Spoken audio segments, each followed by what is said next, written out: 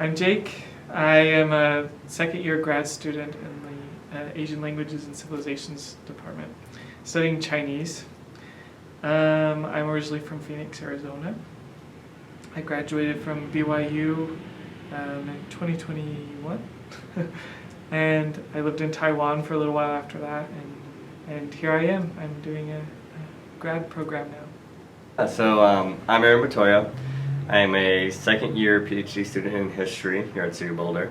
I focus mainly on the history of South Asia, particularly opium in India. So I'll kind of tackle that from a number of angles: gender, sexuality, race, and kind of working on the history of narcotics right now as like a discursive concept. So. Yeah, sure. So I'm Jessica Hiroshima Mishorik. I am a second year PhD student in anthropology.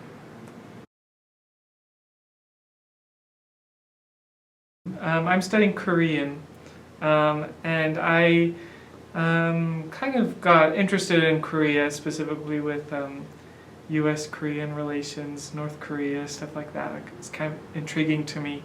And then I learned that in Chinese grad programs, you often need to have a second language, a second Asian language, to kind of improve your PhD applications. So I thought Korean would be a good place to start for that. Yep, so I'm studying Hindi. So most of my research will be in North India. So, we're talking like Punjab, Bihar, UP.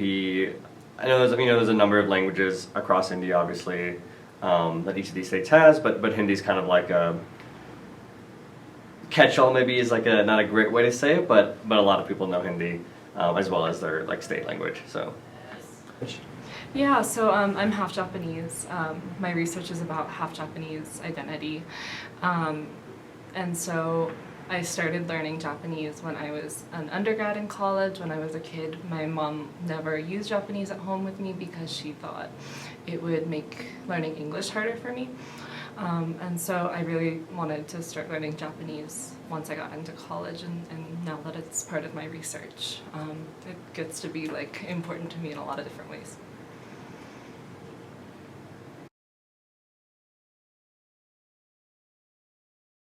Right now I take Korean language, and I'm taking a Korean Civ class, which I think is a general ed class. But so in my language class, we spend a lot of time with conversations in class. We do some writing practice at home. We're learning how to use ChatGPT to kind of edit our homework. It's kind of interesting. Never used that before, but. In my Civ class, we've learned a lot about kind of Korean history from, 3,000 years ago to now, so it's been pretty fun. Our professor incorporates a lot of literature and a lot of kind of media into that class, so it's fun to see some of these older stories, how they interact with current pop culture and stuff like that. Yeah, so the FLAS program has been really great for me. So this is my second year in the fellowship. I've done the academic year only. I know there's summer as well offered, but I haven't done that. The classroom experience has been really great. So it's a pretty small classroom size, and the instructor has been really, really great in terms of helping me catch up. So when I first came to Boulder, I kind of had like a rudimentary understanding of the language in many ways, both like mostly speaking, but writing and reading as well. And so the summer before, she actually helped me kind of prep for the academic year. So when I came into intermediate at first, I wasn't like completely behind. So like the support I've received has been like amazing. Yeah. So I was at a small like local language school this summer. It was a small language school in Kyoto. I had maybe a class of, it ranged from the time I was there, but maybe 3 to 6 or 7 students. It was a really small class size. And this was over the summer? Over the summer, yeah. In like downtown Kyoto? Yeah, so the school itself was in in Tokyo's like main street, or Kyoto's main street basically. So it was like a really cool place to get to good as well. Cool. For me, Korea and China have always had a pretty tight relationship. And so learning about Korean has been able to kind of enhance my understanding of some of the later dynasties in China even. It's been cool to kind of see how Chinese influenced the Korean language, but also to see where Korea diverges from Chinese. So. I think there's two reasons. So, academically speaking, first, it's a language I need to have to conduct research. And so, one of my goals for my dissertation is to include oral histories and kind of just that includes, talking to people in kind of like environments that aren't necessarily academic, and so it will require like conversational language skills that are more personal and more intimate than maybe like just kind of like reading from a text. So like that's one aspect of it. The other aspect is my family's Indian, and so my family is Punjabi. They speak Punjabi mainly. My parents know Hindi as well. Hindi is like pretty similar to some North Indian languages, so Punjabi in particular, it's like pretty similar to, not completely the same. So kind of, there's like a familial aspect of it too that kind of lets me talk to my grandparents, for example, because my grandmothers do not speak English. So it's like been nice for the past year, like for them to kind of see me learning, both Hindi and some Punjabi as well, and being able to like speak with them in ways that I couldn't before. My family is Japanese, and so at first I was studying Japanese because I wanted to be able to speak with my family. But as I started to study anthropology, I also realized that I wanted my anthropological project to be about Japan as well, and Japanese identity for people who are multicultural and mixed. And so as I've gotten to do my anthropological research, it's given me more reasons to keep studying Japanese. Because I am studying mixed and multicultural identity, there's going to be folks who speak a lot of different languages. I've done interviews with folks who speak English, but there's also a lot of people who don't speak English and do primarily speak Japanese. And for anthropology, you have to be doing field work in your field, doing ethnographic interviews and things like that. And so if I couldn't do my interviews in Japanese, I couldn't do my work.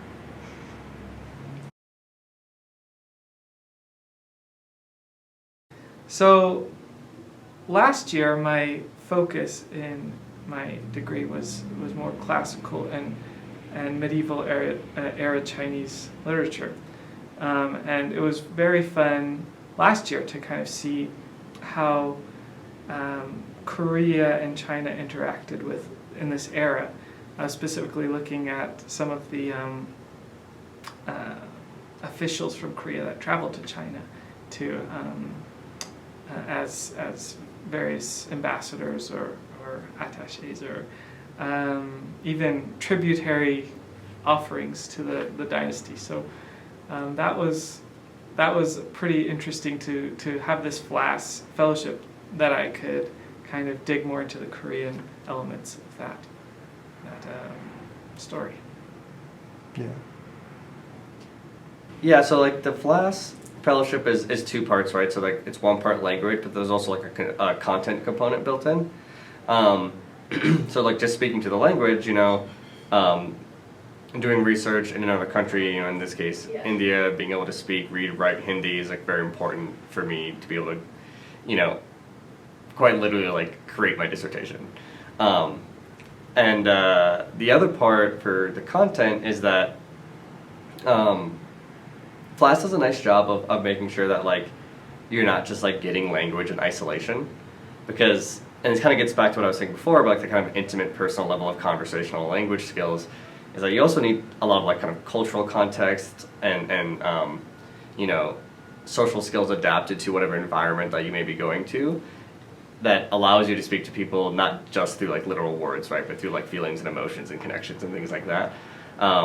So that's been nice through FLAS, that they emphasize getting content courses and things like that. And then they also do a ton of events and stuff that are really nice. I think I've gone to like most of them now, and I feel like the community through the Center for Asian Studies has been really accommodating and supportive of our studies and our language and whatnot. My research is about half Japanese and multicultural identity. And Kyoto is a place that actually does have a lot of immigration happening right now. In the summer specifically, there was a lot of tourism happening. And while my research is about the ways that people claim Japanese identity, the way that tourism was happening in Kyoto this summer led a lot of people to be talking about like how many immigrants or how many people were visiting Japan and what a Japanese person is or what a foreign person is. And so it was a really interesting time for my own research to be there this summer. Well, if I'm to be honest, I mean, I was accepted to CU, but I wasn't offered any form of funding. Luckily for me, 2 years ago was CU's first FLAS round offering this funding. So my primary motivation at first was to find a way to pay for grad school. And that's been really helpful, honestly. I mean, to not have to worry about tuition, student loans, and to also have a generous stipend to take care of my daily needs. That was a big motivation. FLAS has given me the opportunity to learn another Asian language. I mean, if it weren't for FLAS, I wouldn't have the time or the means to be able to spend on that specific project. I'm also thinking a little bit about working in government, foreign service, State Department sort of thing. And the more critical languages you have under your belt, the more competitive your application for that is as well. Yeah, so couple of things here. First and foremost, needing the language at like a high level in order to conduct research and write the dissertation and all sorts of things like that. On the other hand, FLAS gives you a lot of freedom to pursue your academic interests, and when I say that I mean like what you get from the FLAS is not only a bunch of like language learning and cultural skills and things like that, but you also don't have to. So I'm a graduate student, and I don't know what it's like for other departments, because I think it might be department specific, but for like the history department, I have to TA, but I don't have to TA if I'm on fellowship. So what you end up getting is a lot more like focused research and skills that are really adaptable for your dissertation. Like once you get into like your research phase, and like not to bash like TAing or anything like that. I mean, TAing has a lot of valuable skills for pedagogy and teaching and everything, but the FLAS Fellowship, like I feel like people kind of sleep on this aspect of it a little bit. But like when you're doing language learning, you get a lot of time to just like focus on yourself, which is like really valuable. As a grad student, like you have your own in-departmental course requirements and things that you have to focus on. And so by getting FLAS this year, which has let me work as a grad student, take classes without having to TA to receive funding this year, it's allowed me to spend a little bit of extra time focusing on Japanese language and area studies, where otherwise I might have had to spend it teaching, for example. Yeah, so I think this one might be a little tough to answer because the history department also gave me like a full package. So from what I understand, from what I know, FLAS just matches the package. But I'm not 100% sure like what FLAS will end up giving if like the department that you're with doesn't fully fund you. Do you know what I mean? Mm-hmm. So like in my case, the financial package is like really nice, but I would have had the financial package like regardless. And I think this is like where the benefit of like not having a TA comes in, right? Because like the history department package is the caveat is you have to TA, right? You're essentially like an employee. But with the fellowship, like you're not necessarily an employee. You just have a lot more time to work on yourself, work on your language skills, work on your research, and all the things like that. So in that sense, like the financial package from FLAS is like really valuable because of the time you get from it. But in terms of like financial package, just compared monetarily, it's the same. with the FLAS financial support, I mean, I don't have to worry about student loans. I don't have to worry about tuition, and my partner works, but living in Boulder can be a little tricky to make ends meet without a little extra. So the stipend has been wonderful to help with making ends meet. Yeah, so normally if I was receiving my normal graduate student stipend from my department, that would entail TAing each semester in exchange for that funding. And so with FLAS, I don't have any TA obligations. The only obligations I have are to be taking my language and area studies courses. And so if that's something that you wanted to be doing anyways, it's a really great way to receive support while you can make the in the long term, I'm looking to either pursue a PhD in Chinese literature or to pursue work with the State Department or other government department that uses foreign languages. But State Department's kind of what I'm looking at with that end. With a PhD, I mean, academia is going more and more towards a kind of global perspective. So the more trans-cultural, national sort of research you're able to do, the more cutting edge you are in my specific field. And so knowing Mandarin and Korean really gives me an edge in that respect. You know, academic goal obviously is finish the PhD, hopefully become published one day.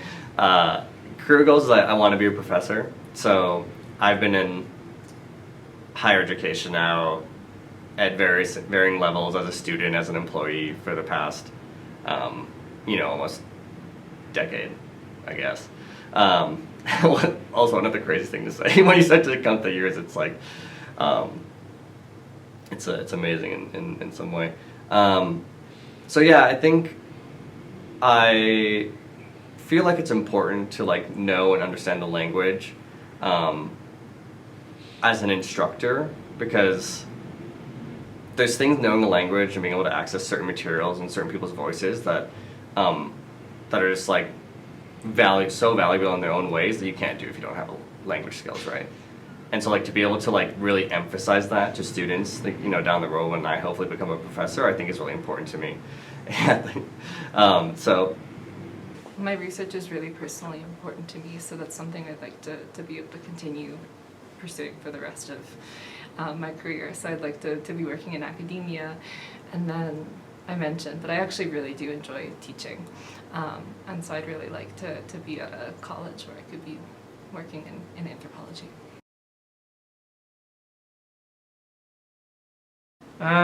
That's a great question. I mean, ultimately, there's no harm in applying, so if you're even thinking about it, you should just apply to the FLAS and see what happens. Other advice, I think a big thing is to not sell yourself short. I mean, if you feel like you can do something with the FLAS, or you feel like that it could help you in your research in any way, go for it. I mean, there's no harm in trying. As for pursuing language in my field,